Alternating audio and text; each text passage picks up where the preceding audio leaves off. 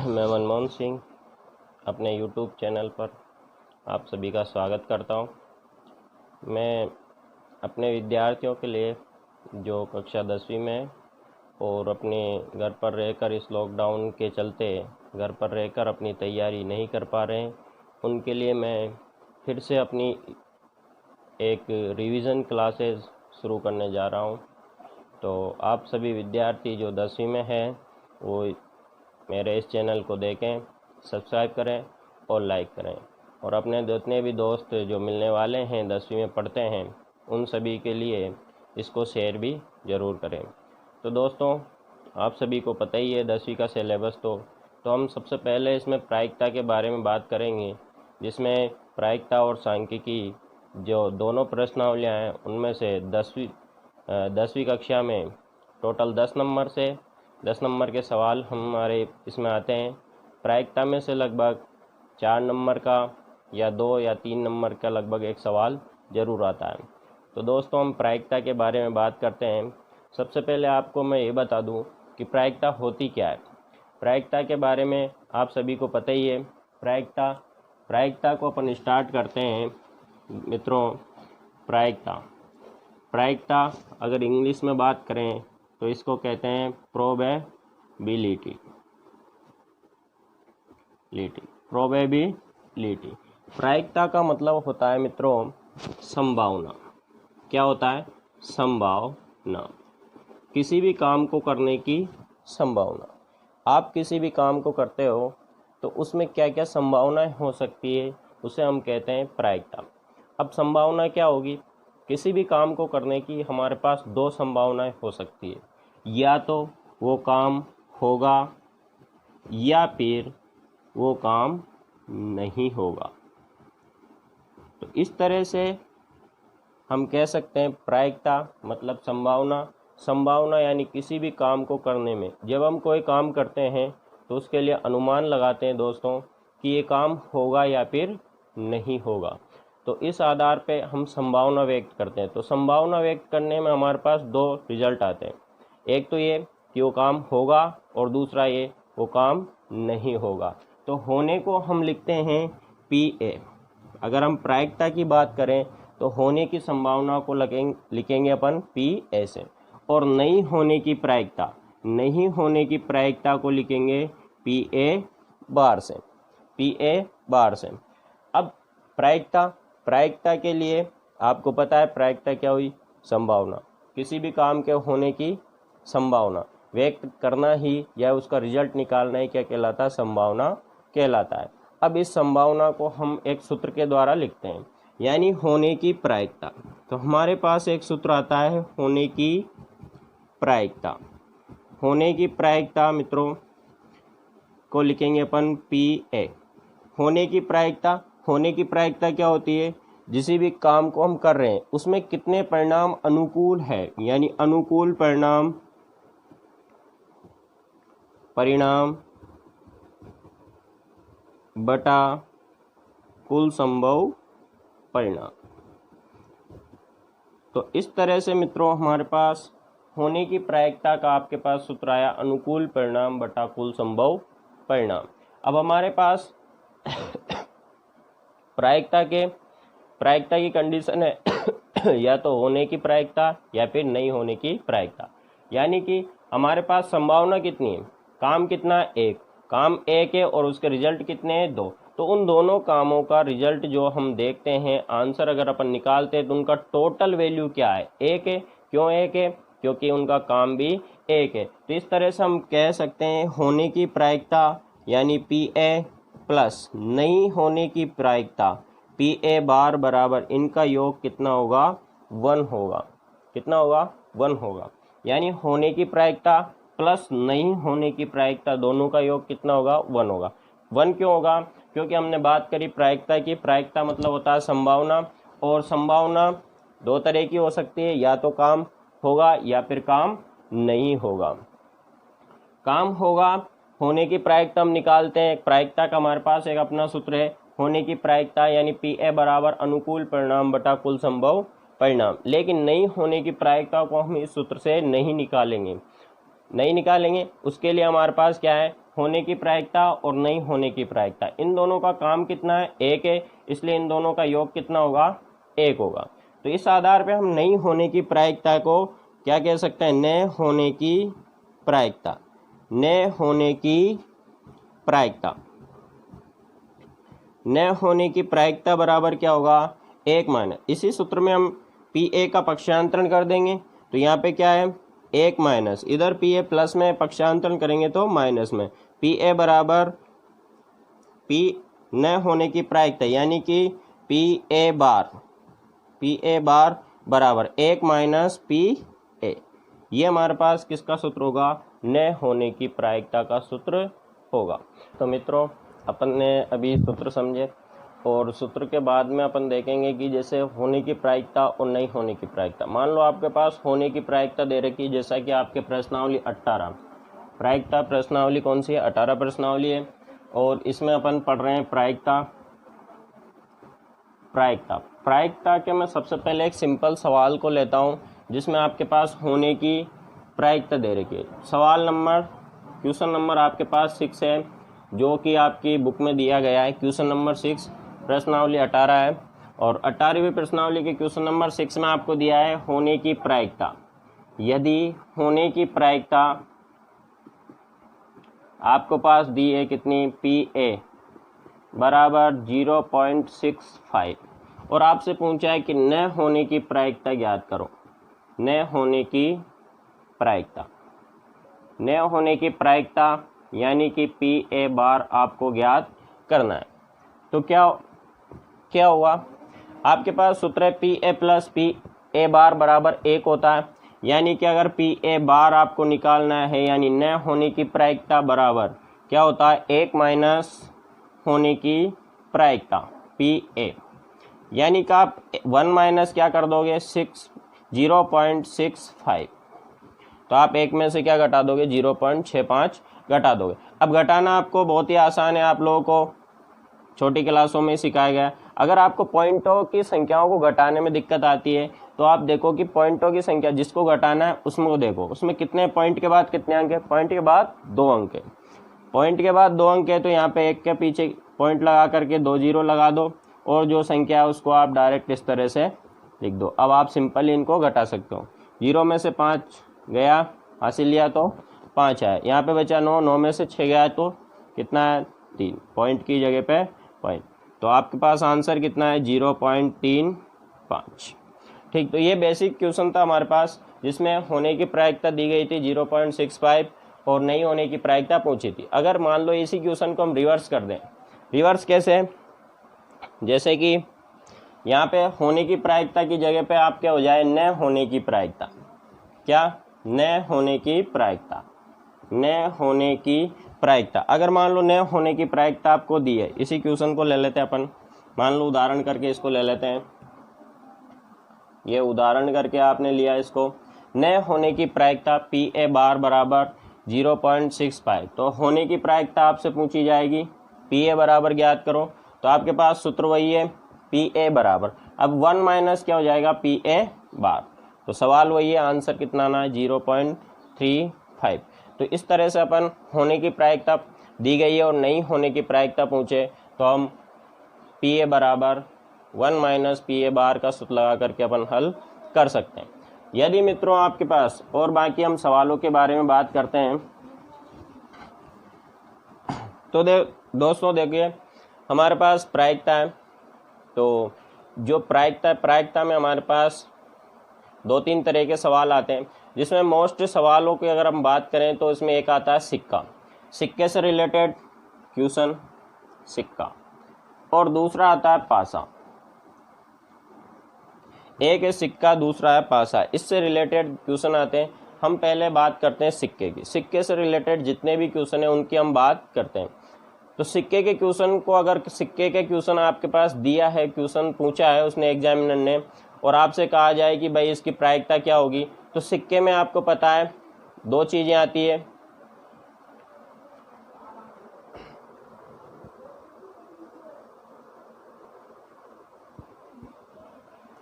तो दोस्तों सिक्के की बात करें अपन, तो सिक्के में आपको पता है सिक्के में 2 चीज़ें होती हैं। एक तो होता है हेड और एक होता है टेल। अपन बचपन में खेलते थे, सिक्का उछालते थे, तो उसमें अपन करते थे, टॉस भी करते हैं, तो उसमें बोलते हैं कि हेड आएगा या टेल आएगा। तो दो चीज़ें होती हैं, तो एक होता है सिक्के में हेड और दूसरा होता है टेल। लेकिन उसमें हेड और टेल नहीं दिया होता, उसमें दिखा है मैंने, इसमें एक अपना तरीका लगा रखा है। चित, चित को छोड़ दो, पट, पट को देखो, पट, पट यानी पीछे क्या आ रहा है, टी, पट टी, यानी टी को क्या कहेंगे अपन, पट कहेंगे। तो पट के लिए अपने पास हो गया टी, और चित बचा जो क्या हो गया, एच हो गया। तो अगर आपके पास सिक्के से रिलेटेड क्वेश्चन आए, तो सिक्के से रिलेटेड क्वेश्चन को हम किस तरह से हल करेंगे, उसके लिए अपन देखते हैं। अब सिक्का, सिक्के से रिलेटेड आपके पास क्वेश्चन आएगा। पहला क्वेश्चन किस तरह का बनेगा, एक सिक्का है, एक बार उछाला जाता है, उसकी क्या प्रायिकता होगी, दोनों में से किसी को भी ले ले, पट आने की क्या प्रायिकता होगी, या फिर वो पूछेगा चित आने की क्या प्रायिकता होगी। सिक्का आपको कितनी बार उछाला, एक बार, एक सिक्का और उसे एक बार उछाला जाता है, एक बार उछालने पर पट आने की क्या प्रायिकता होगी। अगर आपसे पूछा जाए कि एक सिक्का एक बार उछालने पर पट आने की क्या प्रायिकता होगी, पट आने की क्या प्रायिकता होगी, क्या प्रायिकता होगी। तो आपके पास एक सिक्के को आप एक बार उछालते हो, तो आपके पास परिणाम कितने हुए। अब आप इसको हल करोगे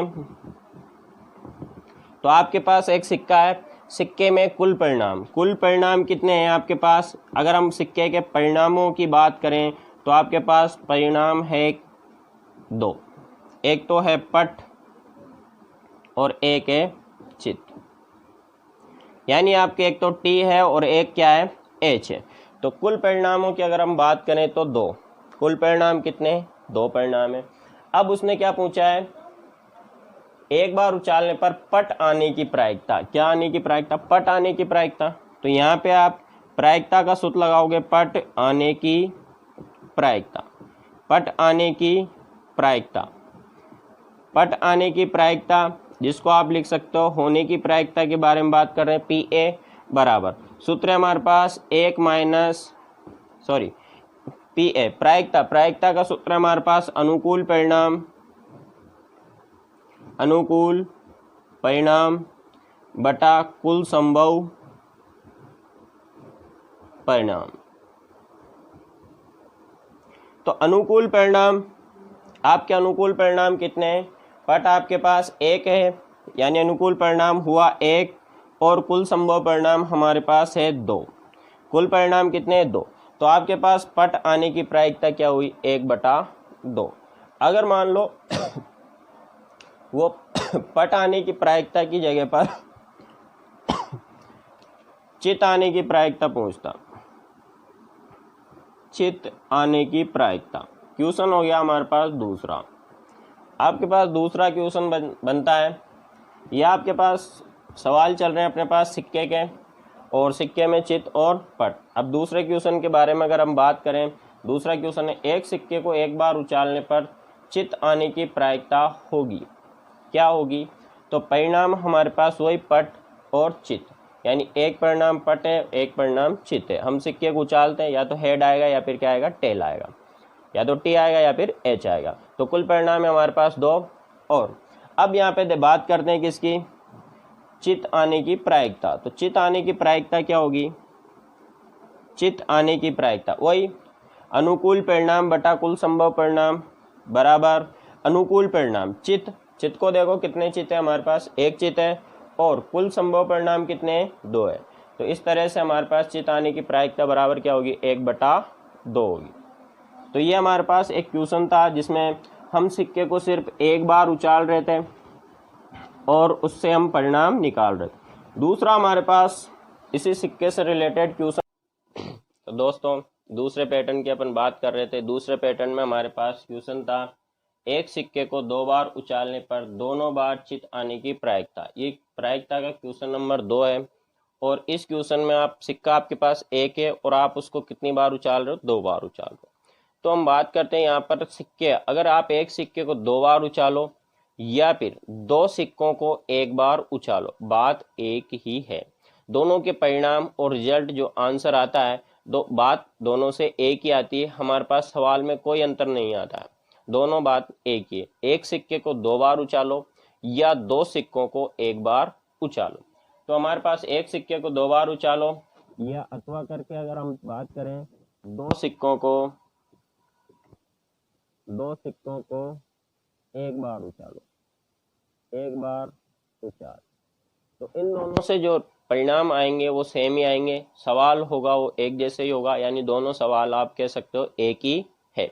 तो हम बात करते हैं इसके परिणामों के बारे में। एक सिक्का, अब आप सिक्के को पहली बार उछालोगे तो जो परिणाम आते हैं उनकी बात करते हैं। परिणाम, क्या क्या परिणाम हो सकते हैं? तो परिणाम आपके पास क्या क्या होंगे? देखो, एक सिक्के को उछाला आपने पहली बार, उसमें आया हेड। दूसरे सिक्के को उछाला, मान लो उसमें भी आ गया हेड। फिर आपने पहले सिक्के को उछाला, उसमें आपके फिर से आया हेड, लेकिन दूसरे सिक्के को उछाला उसमें क्या आया? टेल। फिर पहले सिक्के को आपने उछाला, उसमें आया टेल, और दूसरे सिक्के को आपने उछाला, उसमें क्या आया? हेड। अगर मान लो इसमें दोबारा से आपने फिर से सिक्के को उछाला, उसमें आया टेल, और दूसरी बार जो सिक्का उछाला उसमें आया क्या? टेल। तो इस तरह से हमने परिणाम देके एक सिक्के को हमने दो बार उछाला और दोनों के परिणाम हमारे पास आए, तो कुल परिणाम कितने हुए हमारे पास? 4। तो कुल परिणामों की अगर हम बात करें, कुल परिणाम कितने हुए? 4। तो आपसे पूछा जाए, अब इसमें क्वेश्चन क्या क्या पूछ सकता है, उसकी क्या क्या संभावनाएं हो सकती है। जैसे इस क्वेश्चन ने पूछ रखा है कि एक सिक्के को दो बार उछालने पर दोनों बार कितनी बार? दोनों बार क्या आ जाए? चित आ जाए। चित मतलब H, यानी H, दोनों बार चित आ जाए। तो उसके लिए हम क्या निकालें? अनुकूल परिणाम। तो यहाँ पर हुआ क्या? अनुकूल परिणाम। तो अनुकूल परिणाम कितने हुए दोस्तों? 1 हुआ, क्योंकि दोनों बार क्या? चिता है।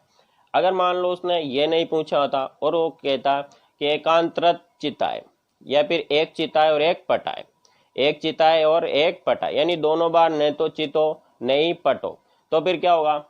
एक बार चित और एक बार पट होगा, एक बार पट और एक बार चित होगा। यानी इसकी कंडीशन आपके पास कितने अनुकूल परिणाम हो गए? 2। इसके लिए परिणाम कितने हुए? 2।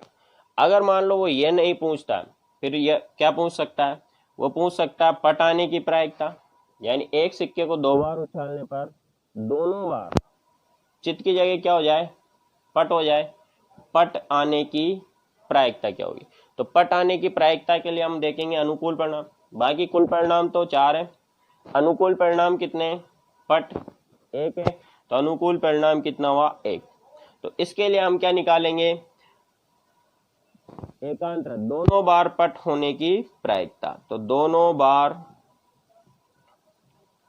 पट आने की प्रायिकता या पट होने की प्रायिकता, तो दोनों बार पट होने की प्रायिकता बराबर क्या होगा? अनुकूल परिणाम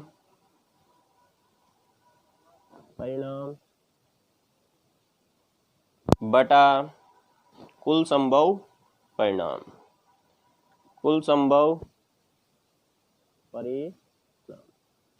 अब यहाँ पे हमारे पास अनुकूल परिणाम कितना है? 1, और कुल संभव परिणाम कितने? 4। तो आंसर कितना है? 1/4। अब हमारे पास क्वेश्चन क्या था? दोनों बार क्या है? चित है। तो दोनों बार चित आने की प्रायिकता क्या होगी? तो यहाँ पे दोनों बार क्या हो जाएगा? चित आने की प्रायिकता, चित होने की प्रायिकता। तो दोनों बार चित होने की प्रायिकता क्या होगी? अनुकूल परिणाम बटा कुल संभव परिणाम, और अनुकूल परिणाम हमारे पास 1 है और कुल संभव परिणाम 4 है। तो आंसर क्या है? 1/4। तो ये हमारे पास दूसरा पैटर्न था, जिसमें एक सिक्के को दो बार उछालो या फिर दो सिक्कों को एक बार उछालो। दोनों का क्वेश्चन बात एक ही बनती है, और हमने अलग अलग इससे संभावित जितने भी क्वेश्चन उनकी हमने बात की है। अब देखते हैं इसका पैटर्न नंबर 3। क्वेश्चन नंबर 3 जिसको हम बोल सकते हैं, और उस क्वेश्चन में हम देखेंगे एक सिक्का है, उस एक सिक्के को आप 3 बार उछाल लो या फिर 3 सिक्के को एक बार उछाल लो, बात एक ही है। तो हम एक सिक्के को 3 बार उछाल करके जितने भी परिणाम आते हैं उनको देखते हैं। यानी आपके पास क्वेश्चन नंबर 3 आया, एक सिक्के को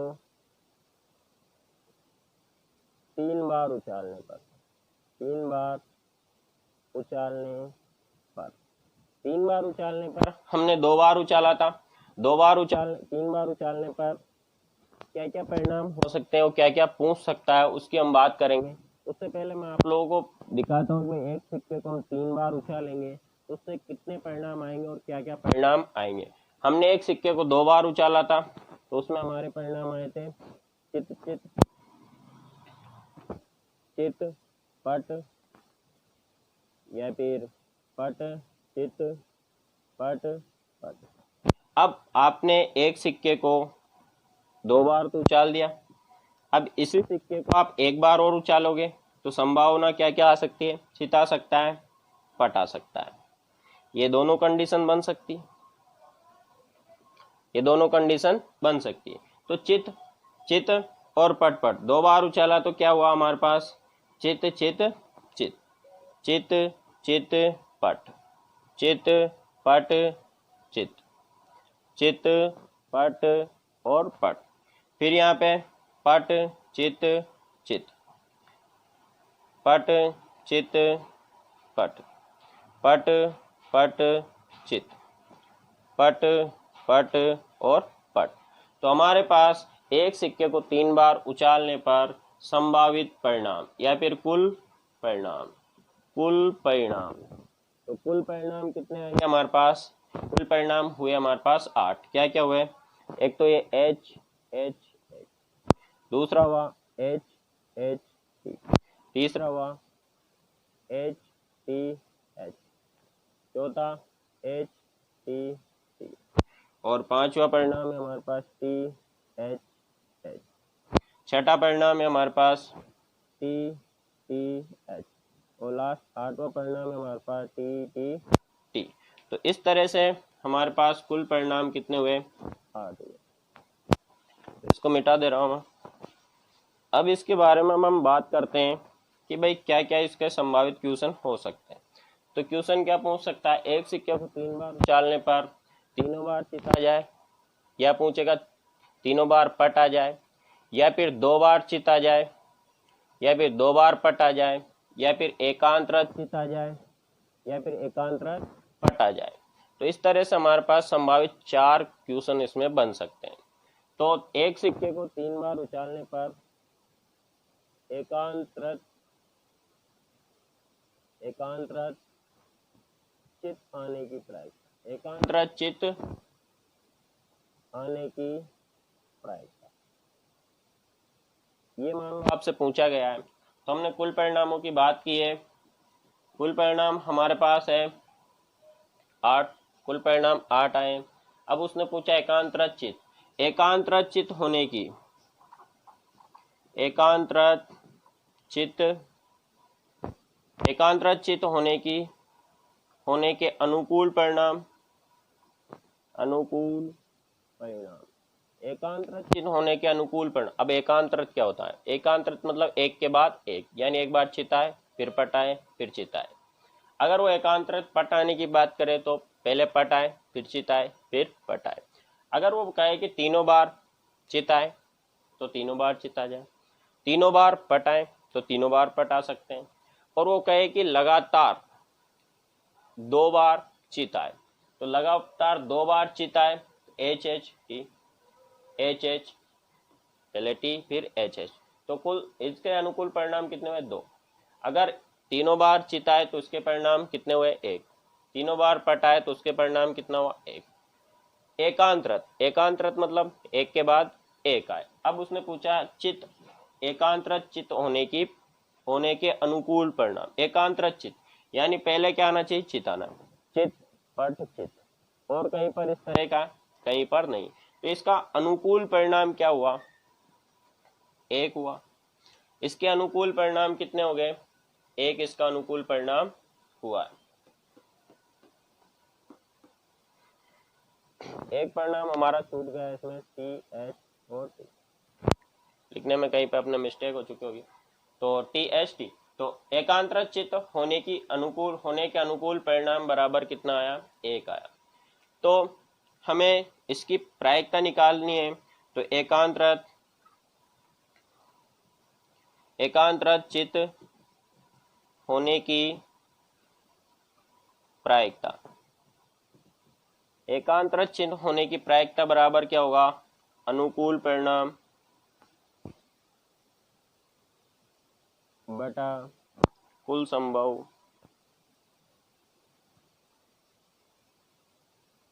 परिणाम। अनुकूल परिणाम हमारे पास 1 है और कुल संभव परिणाम हमारे पास 8 है। तो इसका आंसर कितना है, 1/8। तो इस तरह से हम इसके क्वेश्चन निकाल सकते हैं। एक सिक्के को 3 बार उछालने पर एकांतरत चित्त आने की प्रायिकता क्या होगी, तो उसका हम क्वेश्चन करेंगे। तो उसके लिए पहले हमें परिणाम निकालना है। एक सिक्के को हमने 2 बार उछाला था, तीसरी बार उछाला तो 1 बार और उसको उछालेंगे, तो हमारे पास संभावित परिणाम आएंगे 8।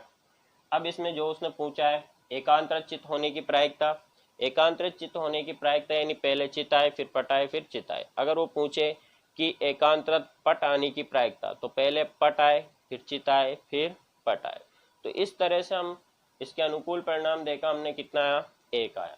तो एकांतरत चित्त होने की प्रायिकता क्या होगी, अनुकूल परिणाम बटा कुल संभव परिणाम। तो आंसर क्या आएगा, 1/8। मुझे लगता है आप लोगों को समझ में आया होगा। अगर कहीं पे कोई चीज़ समझ में नहीं आई हो तो आप लोग मुझे कमेंट करके बता सकते हैं। और अपने मित्रों को इसको जितना ज़्यादा हो सके उतना लाइक कीजिए और शेयर कीजिए। और अगर कोई भी क्वेश्चन आपको प्रायिकता से संबंधित या फिर आपकी बुक में कोई भी सवाल अगर समझ में नहीं आ रहा हो तो आप मुझे, मेरा व्हाट्सअप नंबर है 8619224710, इस पर आप मुझे मैसेज कर सकते हो। जो क्वेश्चन आपको नहीं आ रहा है उसका आप फोटो खींचकर मेरे पास सेंड कर सकते हो और मैं आप लोगों को थोड़ी देर बाद आपको उसका रिप्लाई मिल जाएगा और आपको सॉल्यूशन पूरा वीडियो के साथ मैं यूट्यूब पर डाल दूंगा या फिर आपको वीडियो बना करके